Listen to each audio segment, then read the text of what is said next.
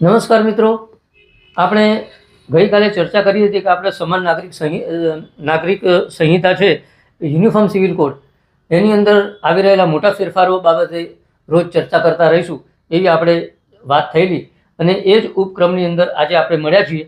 તો સમય બગાડવો નથી, કારણ કે ઘણું બધું સમજાવવાનું છે. આનાથી આપણા જીવનની અંદર ઘણા મોટા ફેરફારો થવાના છે.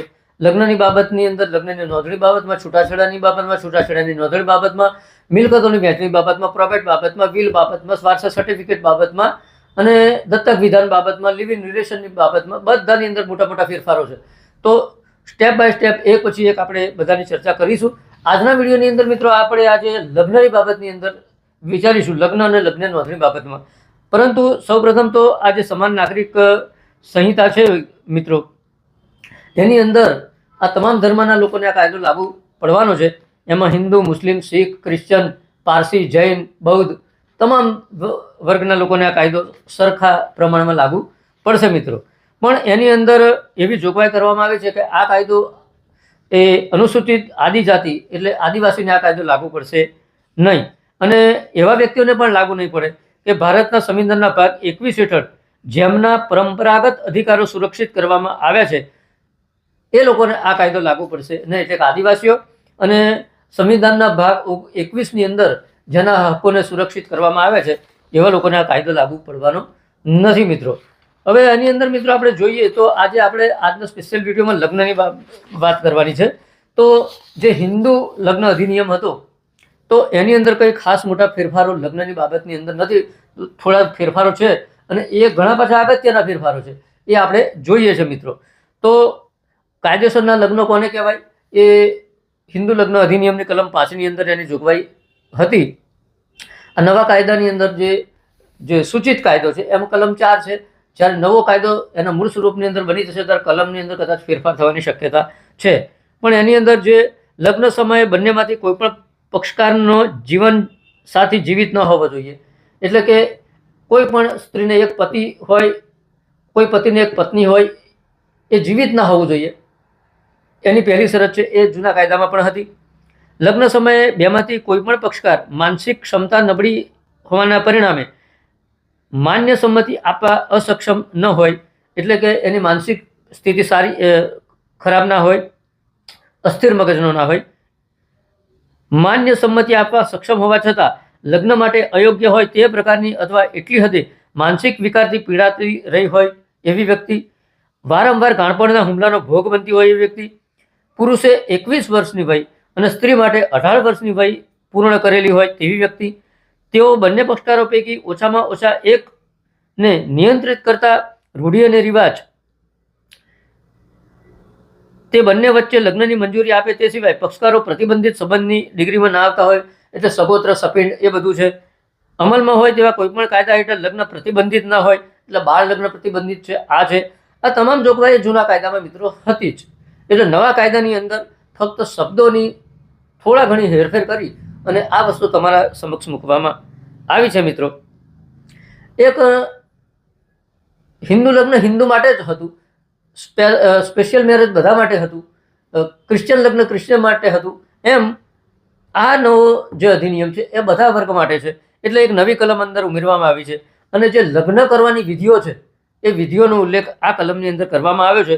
આ વિધિઓની અંદર કાયદેસરના લગ્ન જે વિધિથી થાય એ વિધિઓ છે: સપ્તપદી, આશીર્વાદ, નિકાહ, પવિત્ર સંઘ, આનંદ કારજ, આર્ય સમાજ, વૈદિક વિધિ, નિરસુહીન અને મંગળ ફેરાનો સમાવેશ થાય છે. પણ મિત્રો એની અંદર એક લીટી છે, પરંતુ તેના સુધી તે મર્યાદિત નથી.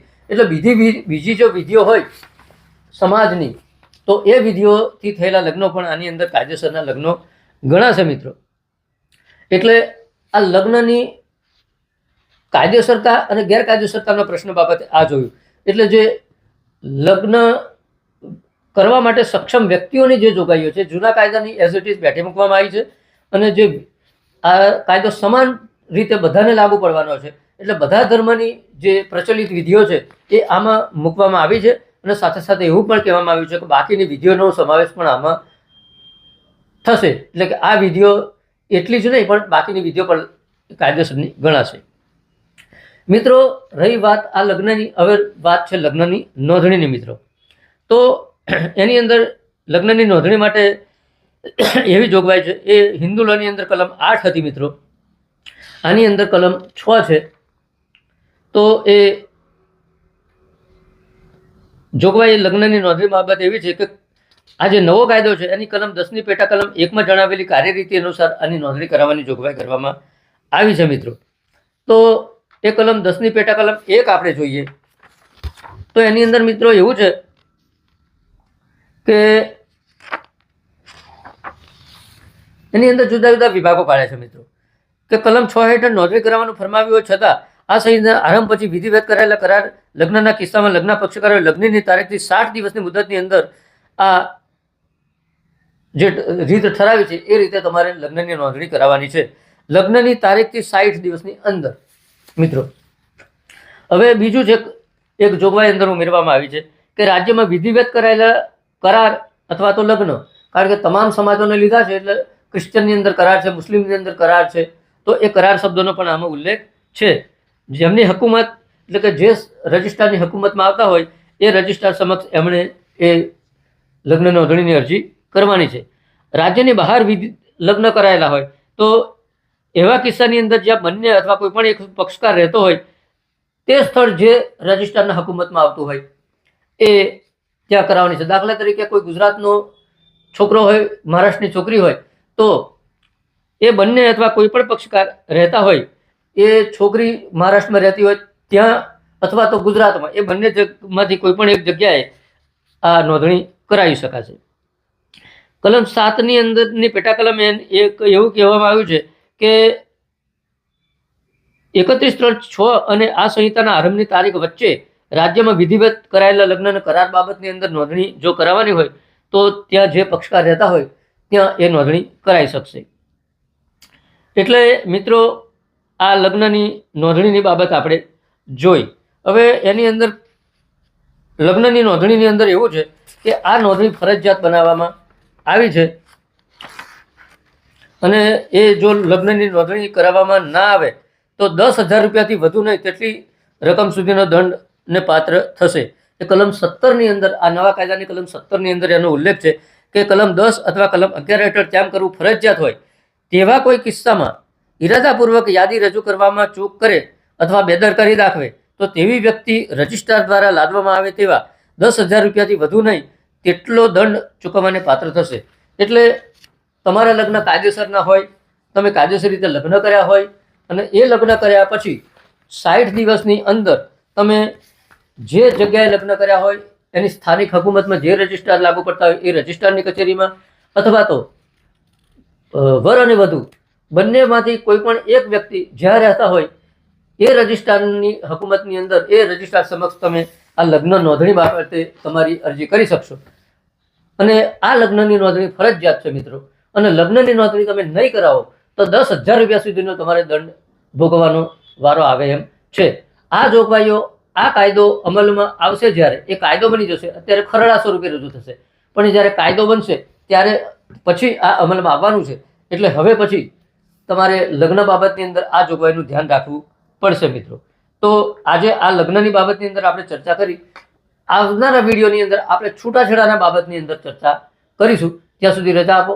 આ વિડીયો ગમ્યો હોય તો લાઈક કરો, શેર કરો.